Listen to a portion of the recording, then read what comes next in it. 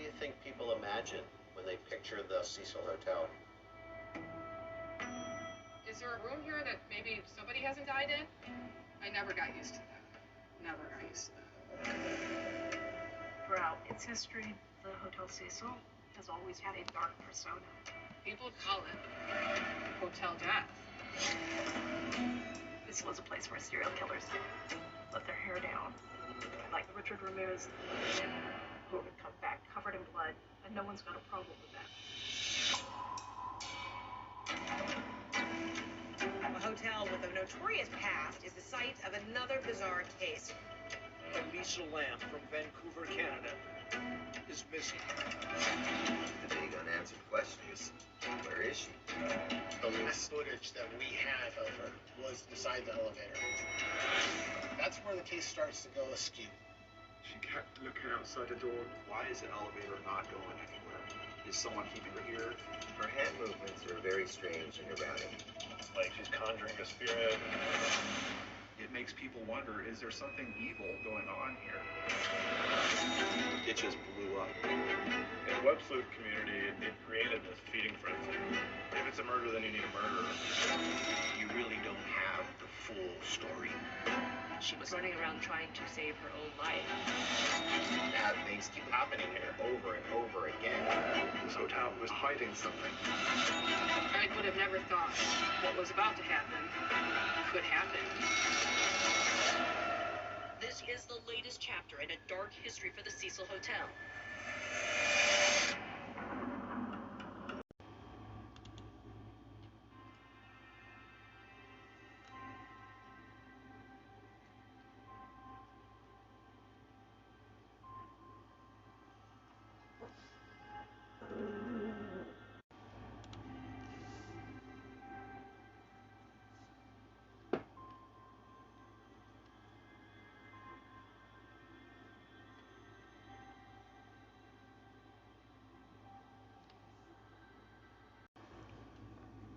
On February 19, 2013, the body of Chinese-Canadian tourist Elisa Lam was recovered from a large systratic atop the stay at the main hotel in downtown Los Angeles, which we all pretty much figured that was Cecil Hotel, where she had been a guest. She was last seen alive on January 31st and was reported missing by her parents on February 1st.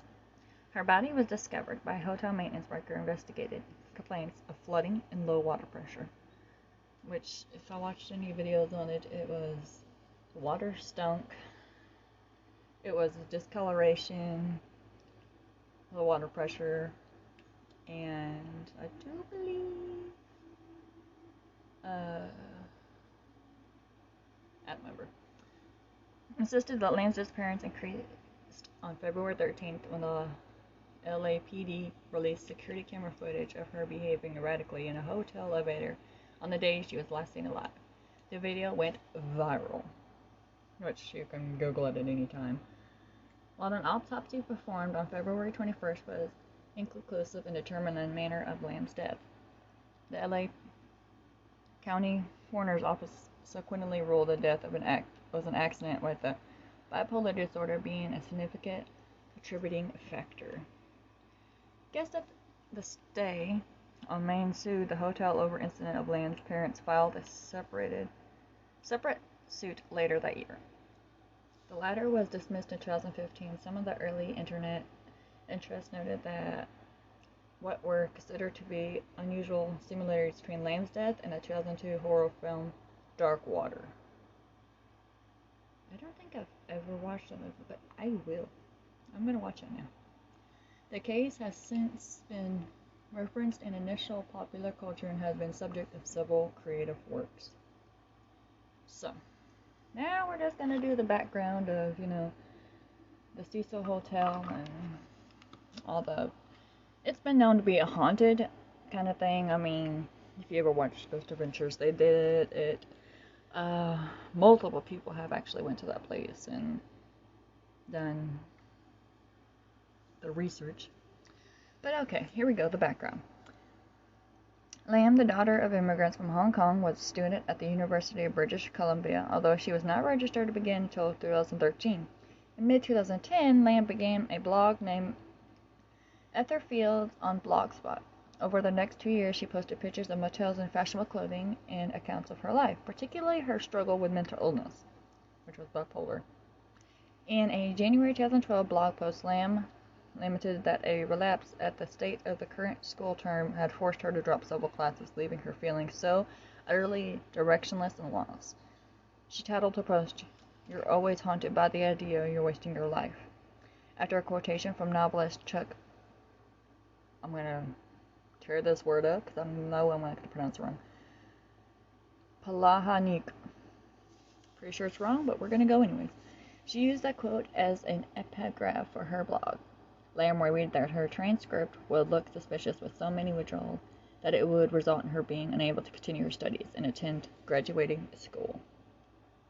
A little over 2 years after Lam has started blogging, she announced that she will be abandoning the consistent of fashion photos, quotes, and few posts in Lam's own words.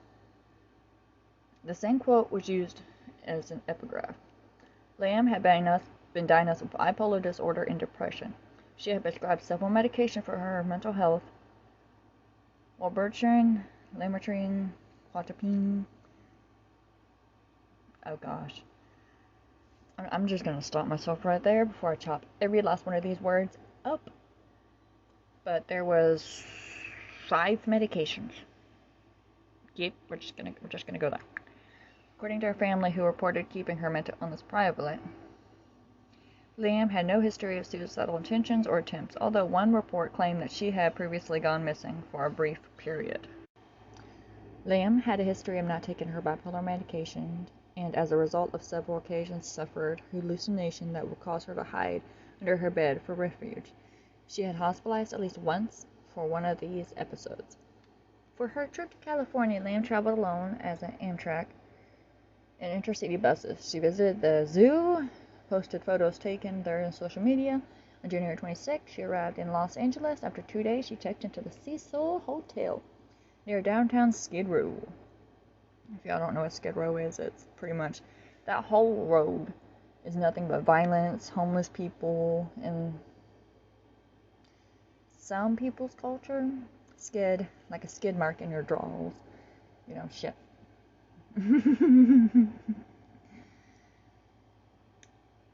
I just lost my reading spot.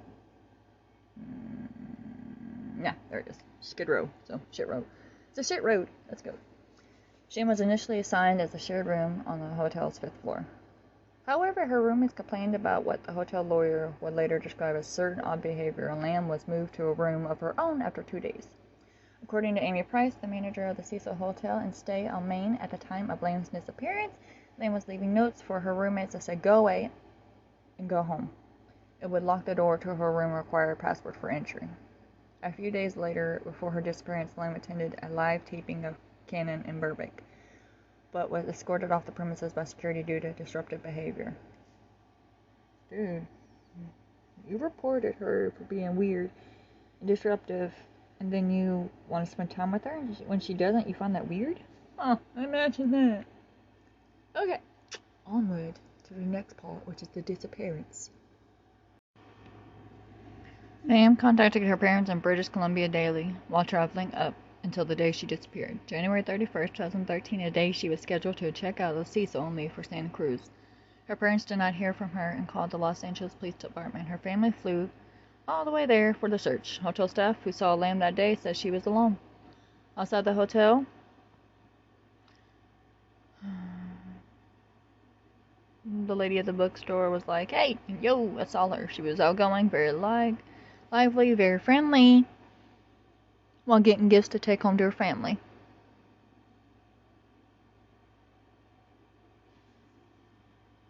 But police searched the hotel to the extent that they legally could.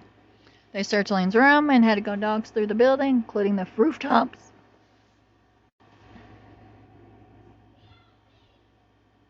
But the dogs were unsuccessful in detecting her scent, but we didn't search every room.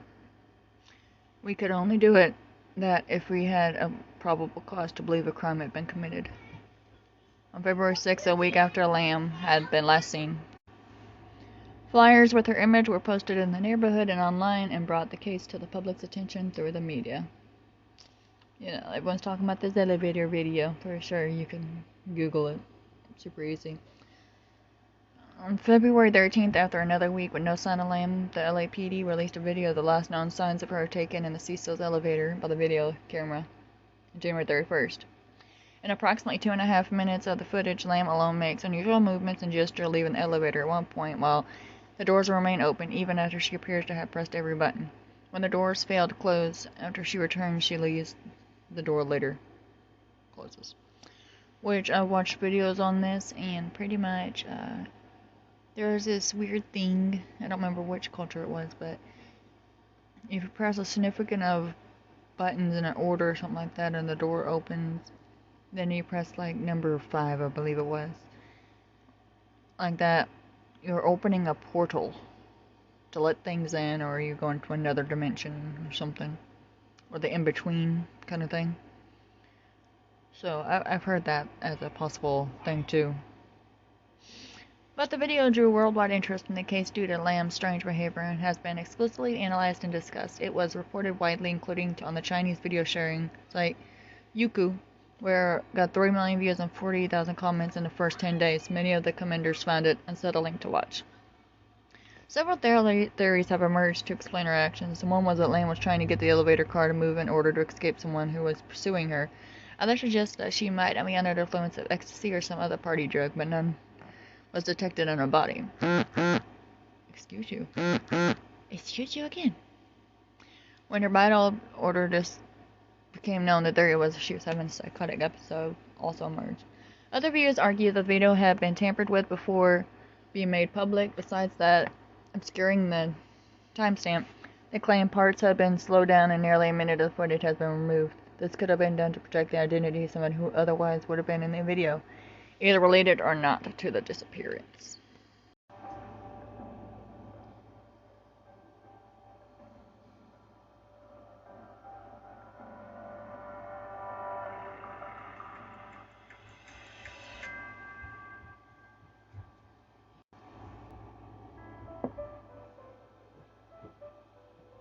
Elisa Lam was born on April 30th, 1991, in Vancouver, British Columbia, to 2 immigrants from Hong Kong, David and Yina Lam.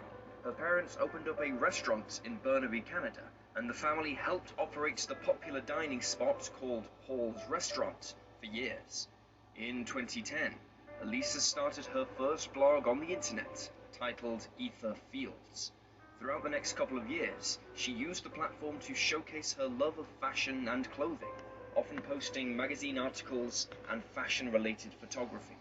She would also openly speak about her struggles with mental illness, constantly fearing her transcript would show her frequently dropped classes and sporadic college attendance.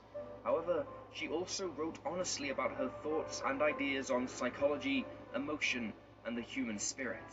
Throughout these blogs, she kept records of her own musings, while sharing stories that reflected a bright mind and intelligent thinker.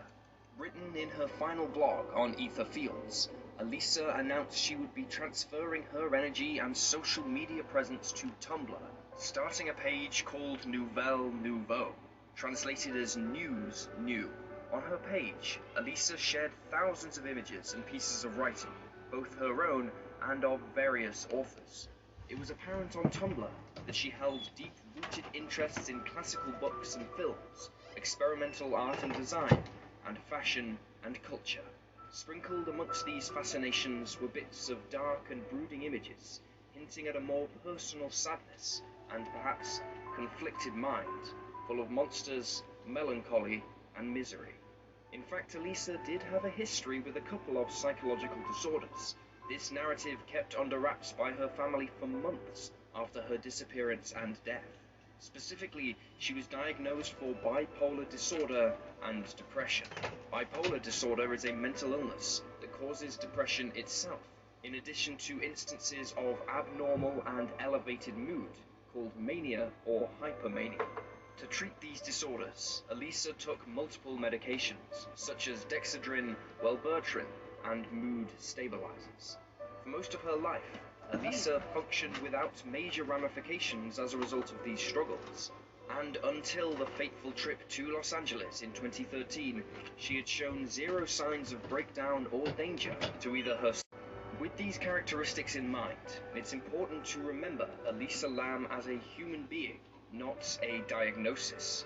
She was a promising student at the University of British Columbia, and obviously had a plethora of ideas about the world. She had a family, hobbies, and most importantly, a few... So let's move on to the discovery of the body. During the search of Lam, guests at the hotel began complaining about low water pressure. Some later claimed the water was colored black and had an unusual taste. Ugh. Gross. Sorry, just the imagining of it. On the morning of February 19, San Diego Lopez, a hotel maintenance worker, found Lam's body in one of the 4 1,000-gallon tanks, located at the roof, providing water to guests, a kitchen, and a coffee shop. Oh my gosh. Through the open hatch, he saw Lam lying face up in the water. The tank was drained and cut open since his mason hatch was too small to accommodate equipment needing to remove Lam's body.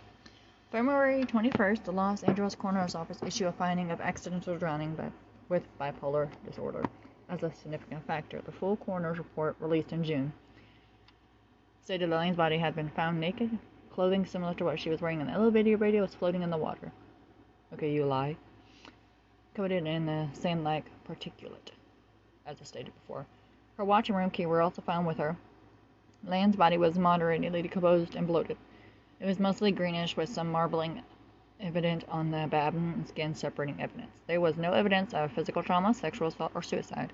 Toxicology tests showed traces of consistent with prescriptions found among her belongings, plus non-prescription drugs such as cinubatab and ibuprofen. A very small quantity of alcohol was present, about 0.02%, was present, but no other recreational drugs. Investigators and experts have, however, noted that the concentration of her prescription drug in her system indicated that she was under-medicating or had stopped taking her medications recently. Other issues, the investigator had determined how Lam died, but did not initially offer an explanation of how she got into the tank in the first place. Doors and stairs that access the hotel roof are locked, with only staff having the passcodes and keys, and any attempt to force them would supposedly have triggered an alarm.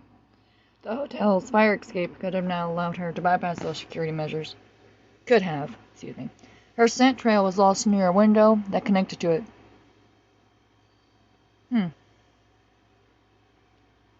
So, she did use a fire escape.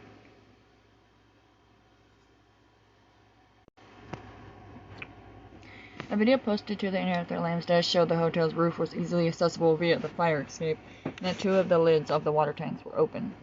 Apart from the questioning of how she got on the roof, others asked if she could have gotten into the tank by herself. All 4 tanks were 4 by 8 foot cylinders propped up by concrete blocks. There was no fixed access to them, and hotel workers had to use a ladder to look at the water. They were protected by heavy lids that could be difficult to replace from within. The hotel employee who found the body said that the lid was open at the time, removing the issue of how she could have closed the lid from the inside. Police dog has searched through the hotel for Lam, even on the roof shortly after her disappearance was noted, did not find any trace of her. Proponents of the theory that the elevator shows that she was under the influence of illicit drugs are dissuaded by their absence from the toxicology screen, suggesting that it might have been broken down during the period of time her body was decomposed from the tank, or that she might have been taking rare cocktails of such drugs that a normal screen would not detect. The very low level of prescription drugs in her system, the amount of pills left in her prescription bottle, suggested she was under-medicating or had recently stopped taking her medication for bipolar disorder, which might have led to the psychotic episode.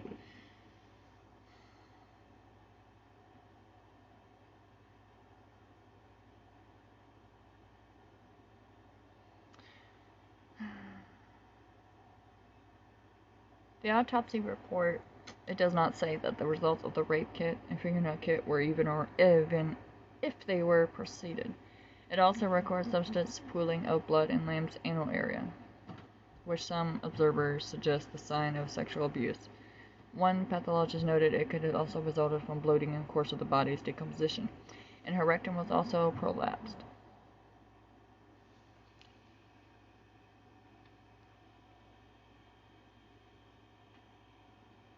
which occurs when the walls of the rectum have prolapsed to such a degree that they protrude out of the anus and are visibly outside the body. Okay. The coroner's pathology was ambivalent about their conclusion that Lam's death was accidental. Since her death, her Tumblr blog was updated, presumably through Tumblr's queue option that allows posts to automatically publish itself when the user is away. Her phone was not found either with her body or in her hotel. Whether the continued updates to her blog were facilitated by the theft of her phone, the work of a hacker, or though the queue is not known, nor is it known whether the updates are related to her death. Legislation. On September 13th, Lam's parents filed a wrongful death suit claiming the hotel failed to expect and seek out hazards in the hotel that was present to unreasonable risk of danger and to other guests, seeking specific damages and burial costs. The hotel argued, it could not have reasonably foreseen the Lamb might have entered the water tanks, and since it remained unknown how Lamb got to the water tank, no liabilities could be assessed for the failing to prevent it. In 2015, the suit was dismissed. Abnormal and elevated mood, called mania or hypermania. To treat these disorders, Elisa took multiple medications, such as Dexedrine, Wellbutrin, and mood stabilizers. For most of her life, Elisa functioned without major ramifications as a result of these struggles, and until the fateful trip to Los Angeles in 2013, she had shown zero signs of breakdown or danger to either herself or to others. With these characteristics in mind, it's important to remember Elisa Lam as a human being, not a diagnosis. She was a promising student at the University of British Columbia, and obviously had a plethora of ideas about the world. She had a family, hobbies, and most importantly, a future. Unfortunately, it was cut short of its potential, as the mystery of her fate began to unravel in December of 2012. Now let's explore the timeline of events leading to Elisa's death. On December 21st, 2012, Elisa gives the first recorded mention of her desire to travel to the West Coast and visit a school in Santa Clara for potential transfer. A week later, on December 28th, Elisa mentions on Tumblr that her cell phone has been misplaced. After the new year, on January 5th, 2013, Elisa mentions planning for her West Coast tour, and for the first time, suggests meeting up with people via the internet.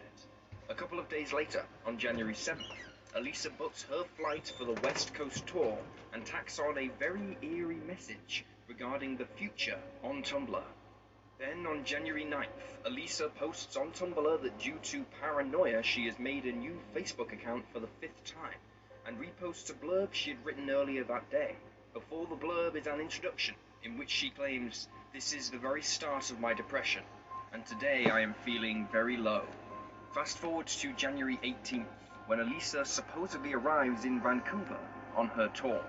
4 days later, on January 22nd, she supposedly travels to San Diego for the next leg in her journey, after missing her initial flight while getting lost in the airport. On January 24th, Elisa posts on Tumblr that her trip so far has consisted mostly of activities and actions that she participates in back at home on a normal schedule. With this post, she hints at her later actions in Los Angeles when she says, "Every now and then I do something entirely impulsive and reckless." A few days later, on January 27th, she posts again on Tumblr that she was out with friends at a speakeasy and had in fact lost another phone. Although this time it did not belong to her. Instead, she had borrowed her friend's old BlackBerry for her trip. The next day, January 28th, Elisa arrives in LA and checks into the Cecil Hotel near Skid Row, a budget motel for tourists in the city. On January 30th, Elisa's anonymous roommates complain of her odd behavior, and she is moved to a private room on the 5th floor so that she isn't a disturbance to other guests. On January 31st, the last day of her planned visit in LA, Elisa is seen for the last time by a couple of anonymous hotel workers, finally by a clerk, Katie Orphan, at the local bookstore, who mentioned Elisa was by herself, but also outgoing, very lively, and very friendly. Orphan also said She was talking about what book she was getting, and whether or not what she was getting would be too heavy for her to carry around as she travelled. Because Elisa was supposed to check out of the Cecil Hotel that day, and travel to Santa Cruz for the last leg on her tour, both her parents were waiting for a phone call. In fact, Elisa had called her parents almost every night during her trip, despite losing her temporary cell phone. After they heard nothing from their daughter, Mr. and Mrs. Lam flew to Los Angeles to file a missing persons report and assist the Los Angeles Police Department in their search. This week of February, both the Lam couple and the LAPD scoured the Cecil and the surrounding areas for any trace of Elisa. Police dogs were unable to pick up on her scent, and for the first few days, no clues were uncovered. Elisa's room that she stayed in prior to her disappearance was void of any suspicious items or signs of disturbance, an unsettling occurrence for such a strange vanishing. On February 6th, the LAPD released an official statement online regarding Elisa Lam's disappearance and details surrounding the case, urging citizens to keep an eye out for her profile. A day later, they hold a press conference on February 7th, but again, received no leads or calls from the general public. Then on February 14th, LAPD releases the biggest bombshell in the entire case, an elevator surveillance clip from February 1st, showing Elisa Lam walk in the elevator, press a series of buttons, and proceed to act in a bizarre manner. The clip was unsettling to say the least, but gave investigators one more glimpse into Lam's final sighting, and brought the case to worldwide attention. The missing person search would soon come to an end, however, when on February 19th, a Cecil hotel worker responded to multiple guest complaints about funny-smelling water and low faucet pressure.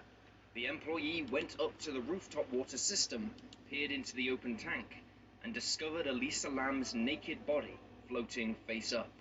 LAPD was immediately notified, and the water tanks soon became a crime scene.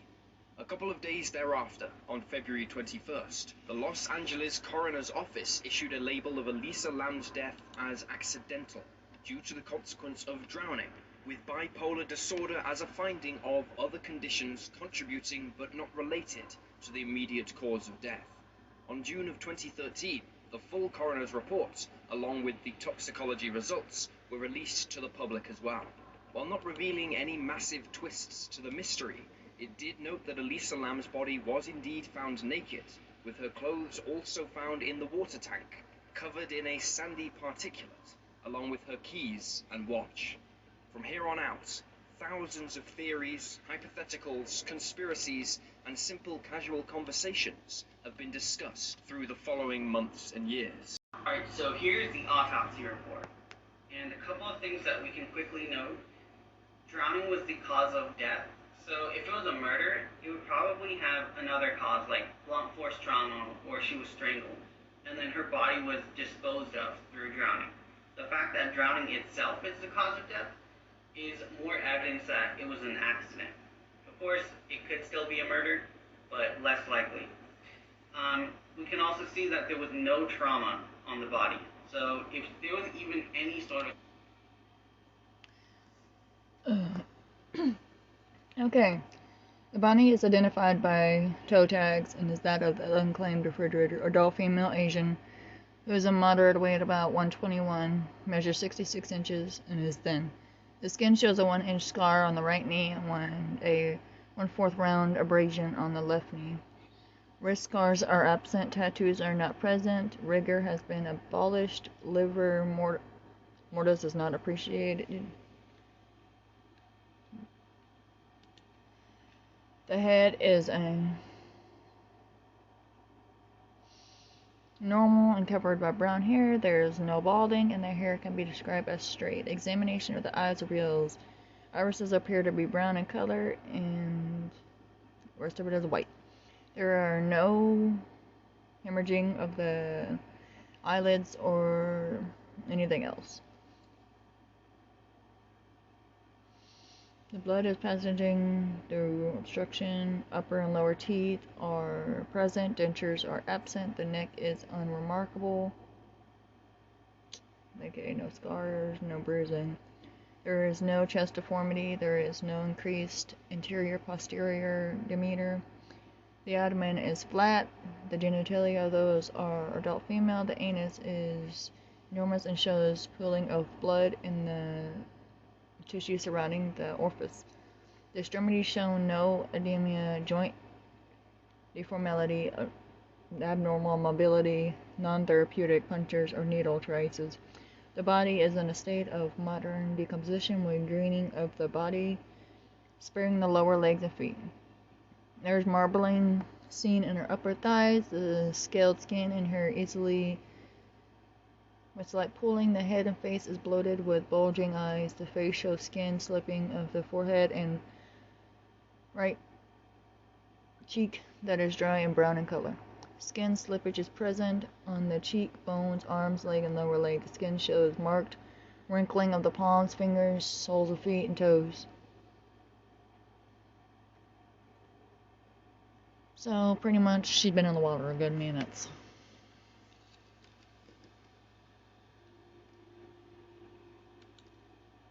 Struggle. You could at least expect like defensive wounds on Elisa Lam's body. But the fact that there was none, again, is more evidence towards an accident than a murder. They found her body, she didn't have her clothes on, and the clothes were right next to her. And there is no evidence of any previous recent hospitalization. There has not been postmortem intervention for organs procurement. Evidence of extreme traumatic injury, none. Clothing, the body was not clothed, and I expect the clothing consisted of one pair of black, short-sized men's medium with the logo on the left front leg, one green shift labeled JJM, size large with the logo on the back neck labeled Alexander Keith's India Pale Ale, and a logo on the left front chest of the deer with antlers and the words turned to the tartan. One pair of black underwear with lace trim labeled Calvin Klein size SP. One pair of black polka dot sandals labeled Berkeys with the following numbers and letters written on the heels: 39, 55, 250L, 8X6. One red shirt front with a hood labeled American Appeal size XS that is wet. All the items had sand-like particulates attached to the fabric and loosely present in the fold of the clothes and on the drying mats. this could be evidence of a rape and then murder, but again, if you think about it, that doesn't make too much sense. If there was an intelligent murderer who knew how to avoid all the surveillance cameras, who knew how to get onto the roof without triggering an alarm, who knew exactly how to avoid all the witnesses, why would they leave such obvious DNA evidence, or possibly DNA evidence, on clothes? Why wouldn't you just take those clothes and burn them or something? And it has been noted that people with bipolar disorder do sometimes take their clothes off and put them back on. So this could just be a sign of bipolar disorder. Before we get into the specific drugs she was taking, I want to explain bipolar disorder a little bit and its medications so you can better understand what we're going to be looking at. So with bipolar disorder, I kind of think of it as waves. So you have highs and lows. So when you have highs, you have manic episodes, like what she had in this video. You can also have lows, so those are depressive episodes. Antidepressants usually work by inhibiting the reuptake of either serotonin, norepinephrine, or dopamine. And think about it, if you inhibit their reuptake, they stay around for longer, so they exert their effects. So that boosts you up. For depressive episodes, you want to give an antidepressant. And when somebody has a manic episode, you want to bring down is with an atypical antipsychotic. And the mechanisms are kind of unclear, but they mostly block dopamine receptors. So they're D2 antagonists. There's also mood stabilizers.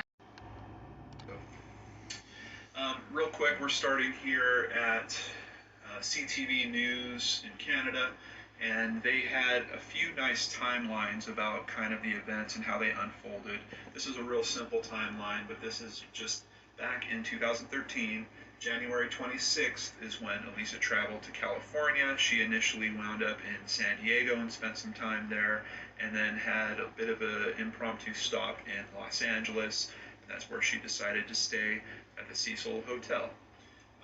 On January 31st, that's when she was last seen at the hotel. I believe she was also seen at a place called the Last Bookstore, and her family notes that she didn't contact them that day, and that's very strange because she was in contact with them daily up until that point. On February 1st, Lam was recorded acting strangely in the hotel elevator, and that's kind of one of the issues. I'm not quite sure how they determined for certain that that was February 1st instead of January 31st, but we'll get into that a bit later. And on February 1st, she was also due to check out of the hotel that day, but she never showed up to do so.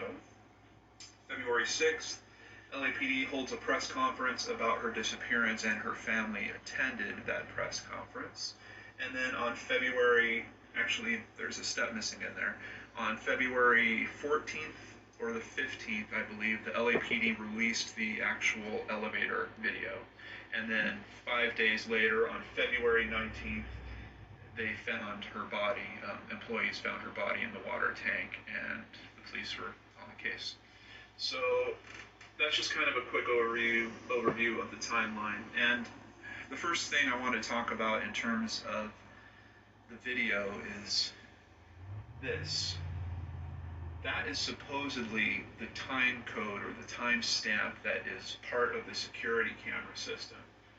And there's a few things that are at play here. First of all, that is a mess. And the purpose of time codes, quite specifically, the importance of time stamping, as noted here at 2mcctv.com, which is all about closed caption television and why you do this kind of stuff, is in case you need to use it in a court of law. And as a matter of fact, pieces of video have been thrown out of court because the timestamp wasn't properly adjusted. So it really strikes me as extremely odd that the timestamp is so damaged and muddled up down here. Now, what could have potentially happened, I'm thinking, is the Cecil Hotel is an old hotel. Perhaps they're using an old video system in there, and maybe videotape was converted digitally to this format, and in that process, this font got funked up. But this is... The font got funked up. My gut's telling me it's more than that. This is seriously, seriously messed up. I had to dig hard and find several different sources of people that tried to make sense out of this time code. And essentially, what you can do is you can watch it play back, and you know that certain numbers have to be happening in a certain sequence because numbers happen that way. And you're kind of able to determine when they roll over, like for the next minute. So there are people that have done in-depth analysis to try to figure out what time is exactly being stated here. However, even they can't come to a final conclusion. They basically have it down to a couple of time frames. Either this is showing minutes leading up to midnight, like literally I think from 11:55 to midnight, or it's showing time leading up to 8 in the morning, which doesn't make a whole lot of sense. Basically, the conclusion people are coming to is this is leading up right until midnight, which makes sense in terms of what I was talking about with February 1st being the last time that she's seen, because that appears to be what's on camera here. This link, I'll actually put this link in the description of this video. This is an analysis done by Cody Fry, and he spent a lot of time also trying to figure out what happened with this footage, because if you look at the timestamp and how quick the seconds are going by, you'll notice that the video has been slowed down, which is extremely strange, because part of what a lot of people mention when they're viewing the Elisa Lam video is how odd her behavior seems. And if you slow down anyone's motion, it will make most people look odd. As a matter of fact, what Cody has done on this video is he has sped it back up to real time, so you can see precisely how she was acting, how quick those motions are when she's flipping her hand and doing some of the things that people don't understand. They're very fast motions, where in the other video that was released, it looked a bit stranger because of how prolonged the period of time is. So, outside of that, analysts of that time code have noticed that there seems to be almost a full minute missing. And does it make sense that someone was releasing this to show it covering 4 minutes, they cut one of those minutes out, and then they tried to stretch it to refill the 4 minutes? I don't know. It's possible. Who would do that? I have no idea. Would that be the police trying to manipulate the public, or would that be someone at the hotel trying to manipulate the police? I don't know. But in any case, this timestamp is a joke. That doesn't work. And there are people that are thinking, oh, well, it's probably some kind of coded thing, and there's a button the police can hit, and it just shows them what the time is. No. If you were going to encode video, I know a bit about technology. If you were trying to timestamp video, you wouldn't put it on the actual image like this. There are other sections of the data, even in videotape, you put it in the soundtrack portion, where you wouldn't muddle up potential footage that you need for seeing a culprit or whatever you have this camera for. So this timestamp points to very strange things going on with this footage. So thanks to Cody Fry for his work on that.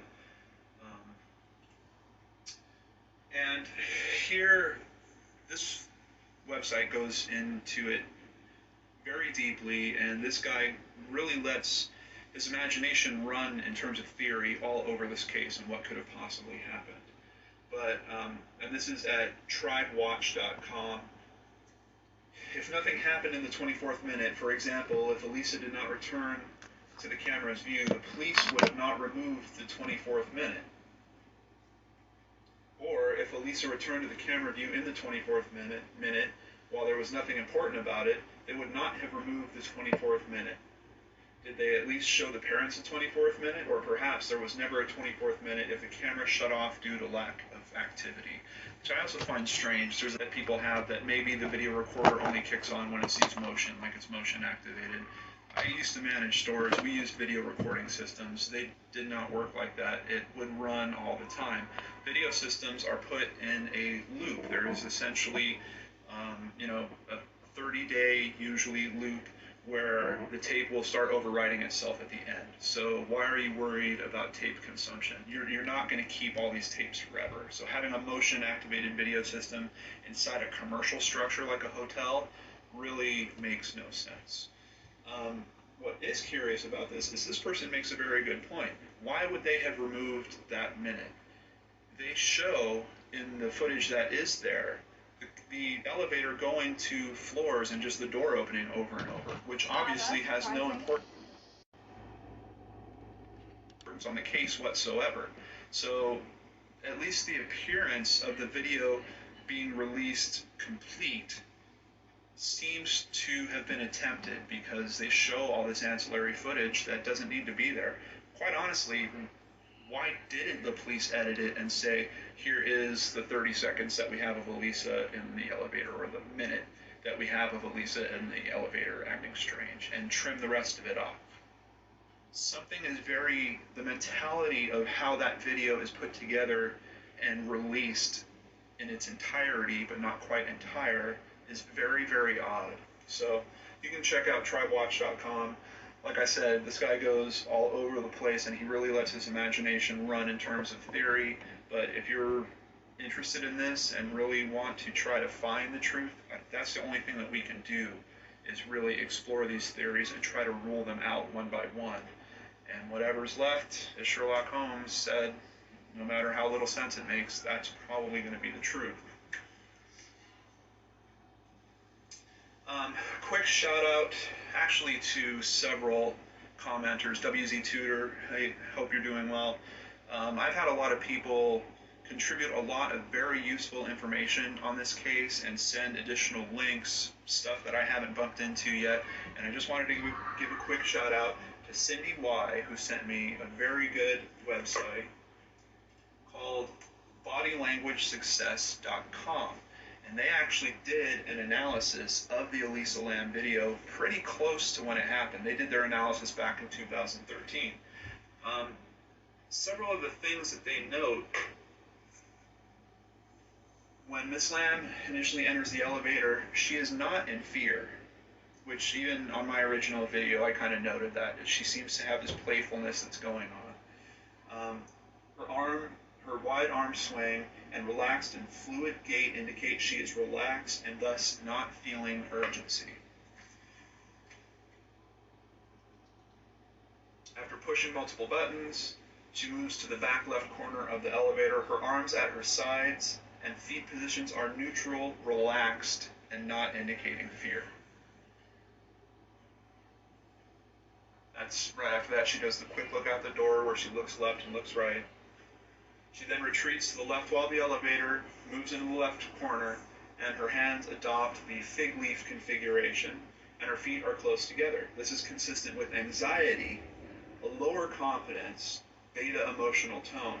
The body language does not by itself indicate fear. So once again, maybe she was playing with someone, maybe there was someone else there that she was trying to scare once they got in the elevator or something like that. Miss Lam jumps out of the elevator. It's a quick two-step maneuver and has a playful quality to it. Once again, it seems like she's playing. For a second or two, Miss Lam's feet splay wide, while her hands are still in the fig leaf nonverbal. This wide stance signifies greater confidence and is not consistent with fear. Thus, the simultaneity of these two nonverbals signals some level of emotional dissonance.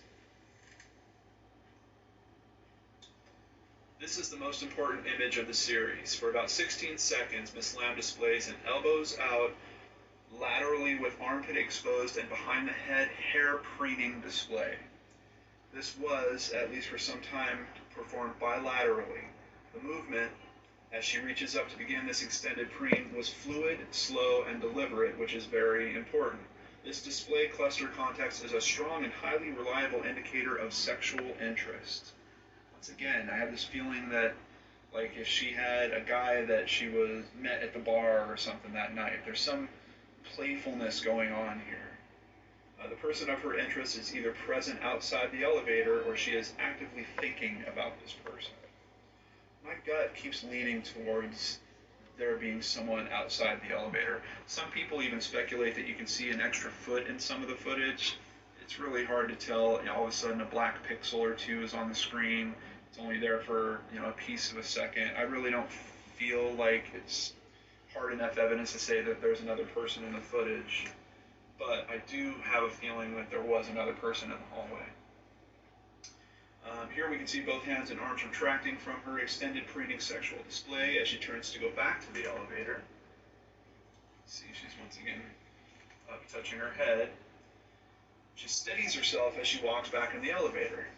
This, coupled with her slow gait, suggests either lightheaded symptoms, vertigo, or a relative emotional extreme.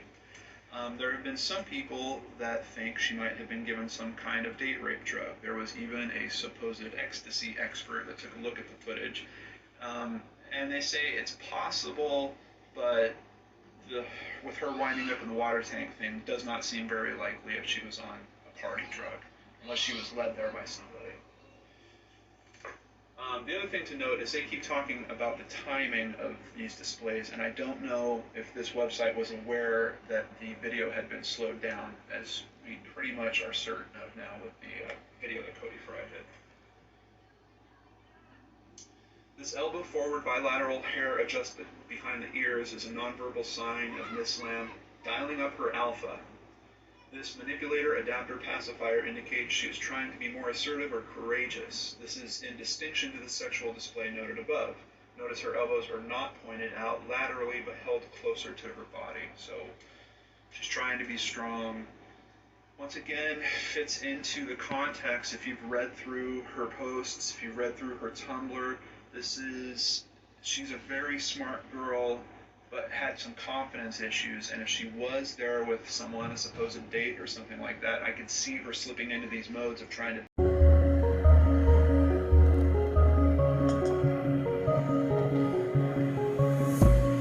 Can you tell me what you love about crime?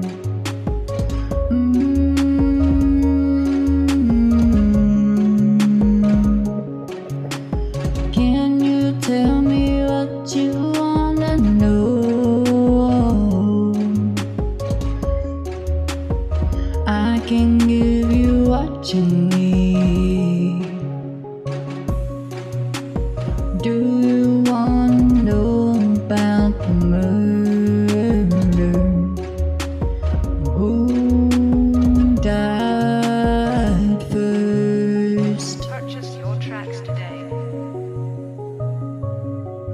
I wonder if they're still alive.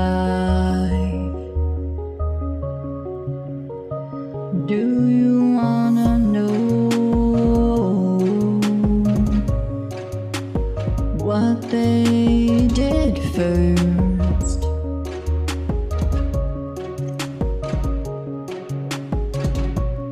Now can you tell me?